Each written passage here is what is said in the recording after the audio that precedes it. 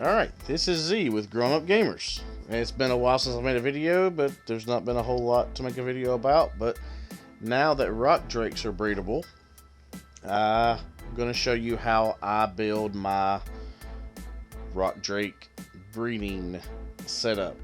This also works. This is how I breed pretty much anything that lays eggs. Different heights and so forth, but pretty much the same concept applies to everything. So first off, you're going to get whatever number of babies you want.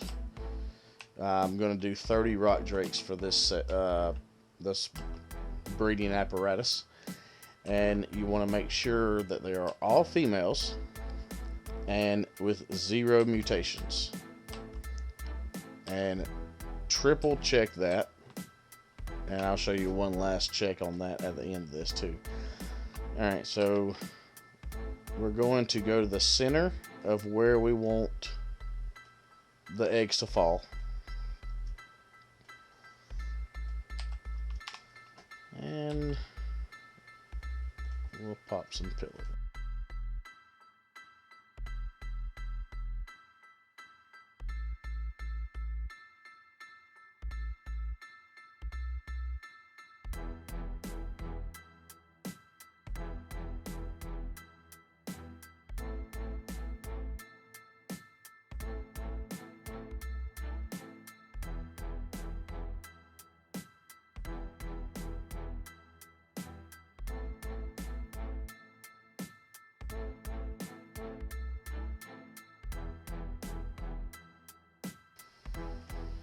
And with the drakes, usually with most dinos, you can use too heavy. The short walls, but the drakes will climb over the short walls.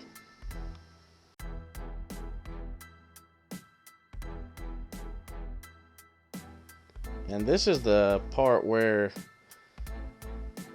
it really changed my Giga breeding when I was working on the Gigas. Prior to this, I had 3 floors of Gigas, and this changed everything.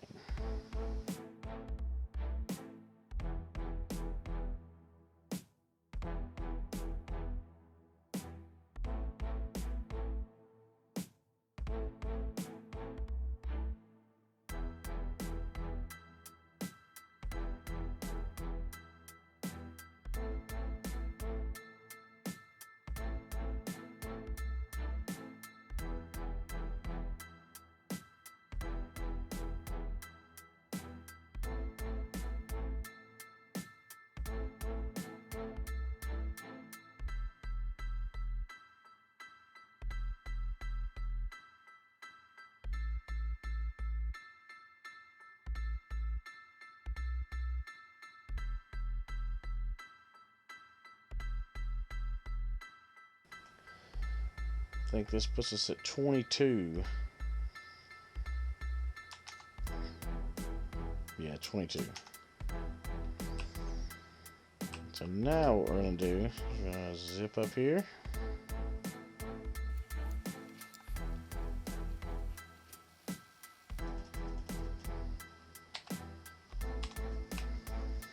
And start unpodding them.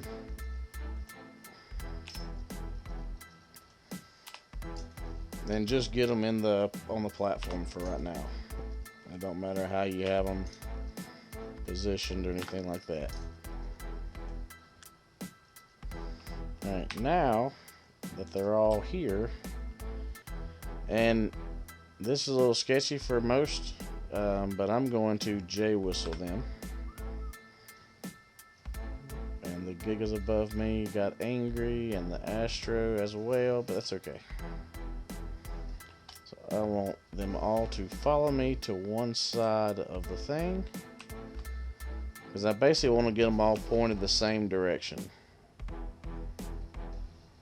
Alright, they're not actually there. Alright, here's the next trick. that I did not know. It's always existed apparently. But go in here to the behavior radio menu. I disable ally looking. I put them on passive. And I change to ignore group whistles. And I enable mating. And then I go to behavior and I copy settings to nearby rock drake. And that copies it to all 23 that are there. Alright, that's pretty good. I'm good. I'm happy with that. Alright, now if you don't have an exomech, you can just break it, but I'm gonna do the exomech to save the resources.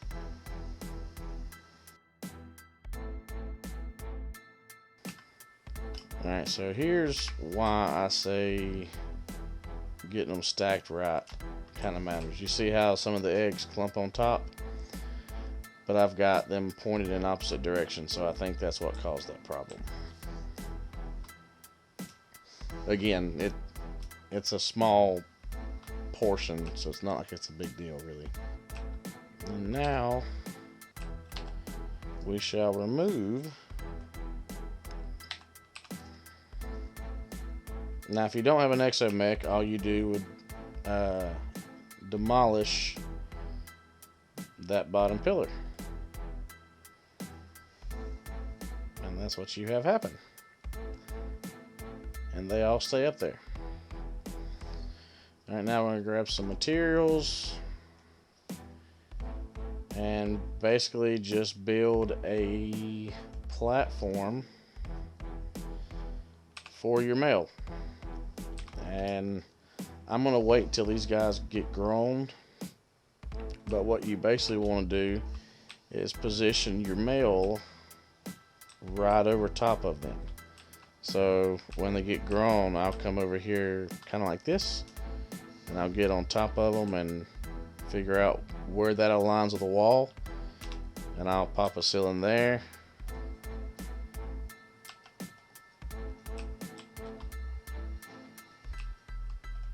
And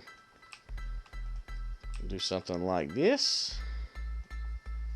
And make a little landing pad for a male rock drake. Now, the rock drakes have a pretty decent breeding range. Some other dinos are a little bit smaller. So if you replicate this with other dinos and you have a lot, it's a little bit more challenging to get them all in, like the Shadowmanes, for example. Like if I had this same setup with a Shadowmane, that farthest rock drake would not be able to get hit by a Shadowmane right here. So you actually would want to build your ramp literally over top of your Shadowmanes as close as possible. Downside of that is they kind of glitch through the floor, so it's a little wonky sometimes. But that's pretty much it, and that is how you make floaty rock drakes. This is Z with Grown Up Gamers. Have a good one.